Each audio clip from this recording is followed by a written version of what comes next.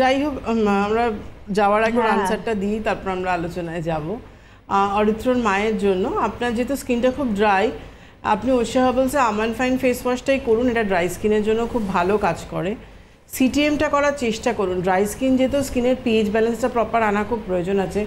Turmeric cleanser, rose toner, coco honey moisturizer. Coco honey moisturizer is must, কেন যত dry হবে দাগগুলো কিন্তু তত প্রমিনেন্ট হয়ে যায়, এটা কিন্তু নিজেকে বুঝতে হবে। তো কোকোহানি ময়শ্চারাইজার সিটিএম যখন করছেন, একবার তো করছেনই, পুরো করুন না করুন কিন্তু ময়শ্চারাইজার ইউজ করবেনই, এটা দরকার রয়েছে। ইভিনিংয়ে টার্মারিক দিয়ে ক্লিন করার পর পাপায়া সেরাম, পাপায়া ব্লেমিশ ক্রিমটা দিন। রাত্রিবেলা আপনি আবার পাপায়া ব্লেমিশ ক্রিমটা রিঅ্যাপ্লাই করুন। আর যদি মনে হয় যে ফাইটোয়েজ ক্রিমটা করতে পারবেন, তাহলে রাত্রিবেলা ফাইটোয়েজ করুন, আর দিনের বেলা সানস্ক্রিনটা 70 করুন। এটা ডার্ক স্পট থেকে রিঙ্কলসের অ্যাপিয়ারেন্স সব থেকে কিন্তু কন্ট্রোল করবে এবং সান প্রোটেকশানটাও পাবেন। আর যেহেতু অনেকটাই দাগ রয়েছে, আপনি ওশা হার্বালসের অ্যাক্টিভেটেড চারকোল যে স্ক্রাবটা আছে, উইকে 3 দিন 1 থেকে 2 মিনিট স্ক্রাবিং করবেনই।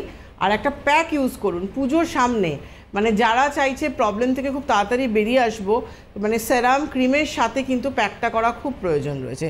প্যাক তোমার প্রবলেম থেকেও বার করে আনা থেকে টাইটনিংটাও করছে কিন্তু। তো সেই ক্ষেত্রে পাপায়া প্যাকটা 1 দিন থেকে 2 দিন করুন, 2 দিনই আমি বলবো করুন, উইকে 2 দিন। তার আগে অবশ্যই ফেস ওয়াশ করে নেবেন, আমন্ড ফাইন ফেস ওয়াশ করে নিয়ে তারপর পাপায়া প্যাক লাগাবেন। প্যাকটা 10 মিনিট রেখে হালকাতে রাব করে ধুয়ে ফেলে পাপায়া সেরাম আর পাপায়া ক্রিম।